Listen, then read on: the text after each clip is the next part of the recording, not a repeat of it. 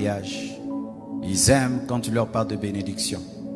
Mais quand tu touches à ce qui est essentiel, qui doit les amener à la repentance, à revoir leur vie, les hommes de ce siècle ne veulent plus.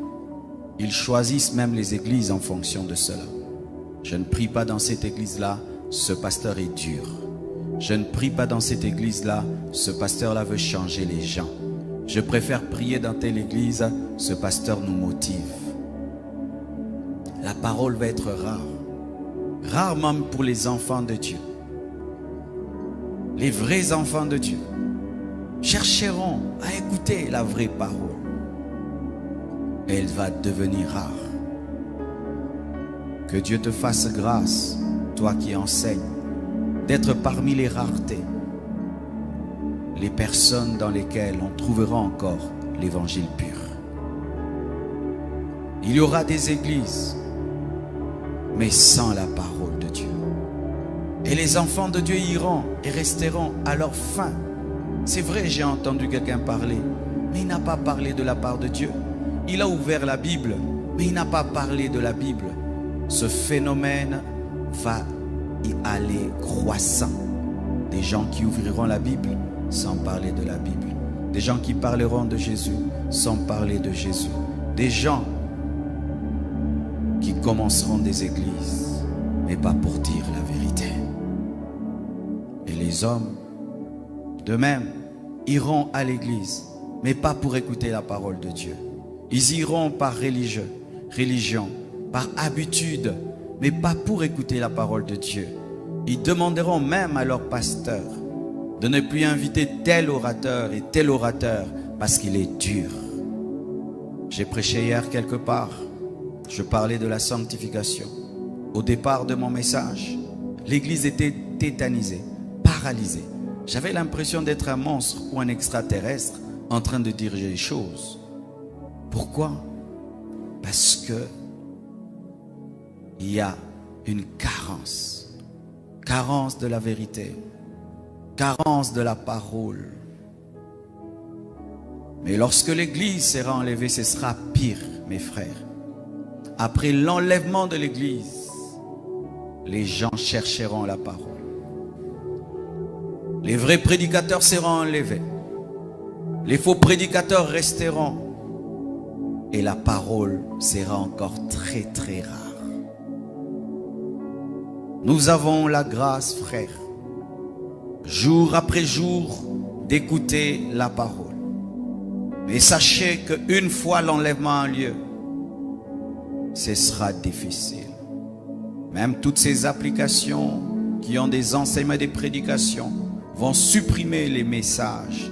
D'ici là, mes frères, nous n'aurons pas cette liberté de prêcher sur YouTube, de prêcher sur Facebook, de prêcher sur Twitter, sur Instagram. Non. Ces applications et ces réseaux n'ont pas été créés pour l'évangélisation. Ils ont été créés pour que le monde soit un, pour accueillir l'Antichrist. C'est pourquoi, remarquez, tu prêches contre l'homosexualité, on supprime ton post et on t'avertit. Une fois, j'ai posté sur Facebook, des hommes étaient en train d'adorer une vache. Et j'ai écrit, mon peuple périt, faute de connaissance. Facebook m'a écrit, ils ont bloqué cette vidéo.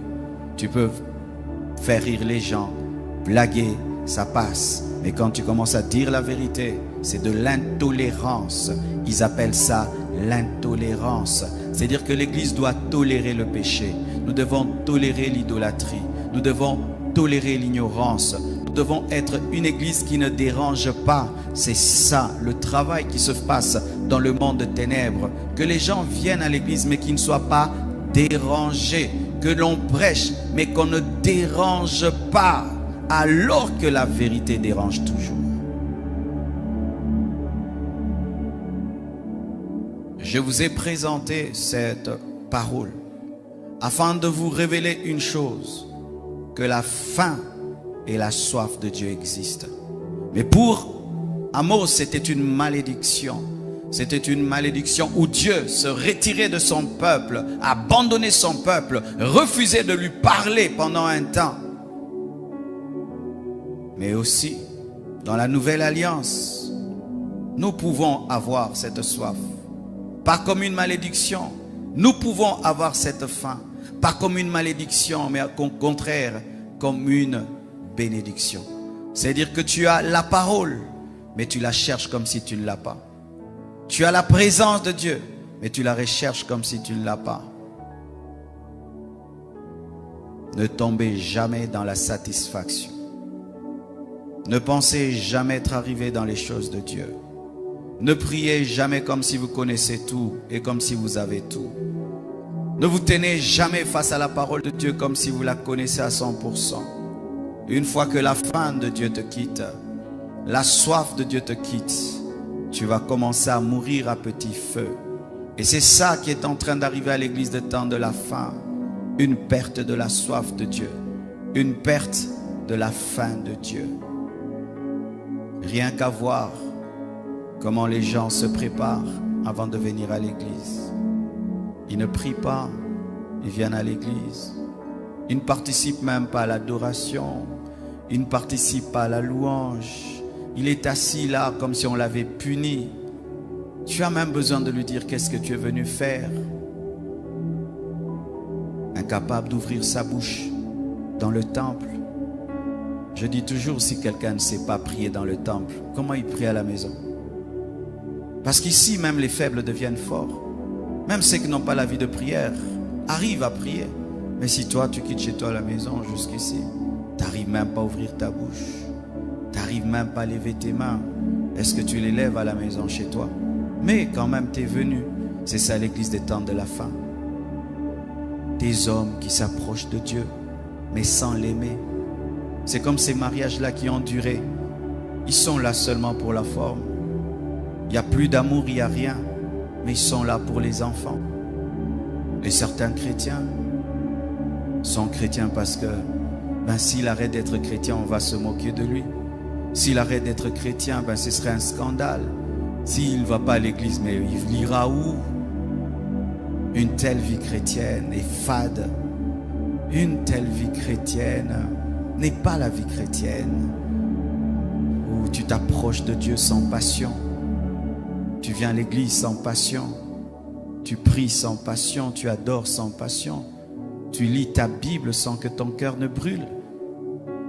Les disciples sur le chemin d'Emmaüs, lorsqu'ils entendaient Jésus parler, leur cœur brûlait. Vos cœurs brûlent-ils encore quand vous écoutez la parole, quand vous lisez la Bible? Comment vous sentez-vous quand vous faites un jour sans prier? Comment vous sentez-vous quand vous faites un jour sans lire la Bible? Comment vous vous sentez-vous? À l'aise? Vous êtes à l'aise de faire un jour sans prier? De faire un jour sans lire la Bible? Trouvez-vous le sommeil quand vous n'avez pas prié? Si vous trouvez le sommeil, vous n'êtes pas normaux. Si vous vous sentez à l'aise quand vous avez fait un jour sans lire la Bible, vous n'êtes pas normaux. Parce que quand vous n'avez pas mangé pendant un jour, vous le manifestez. Mais quand vos esprits n'ont pas mangé, vous ne ressentez rien. C'est déjà un signe d'égarement, d'abandon, de refroidissement, de tiédeur, de perte de la faim de Dieu et de sa soif. Et Dieu veut te restaurer. Et Dieu va te restaurer.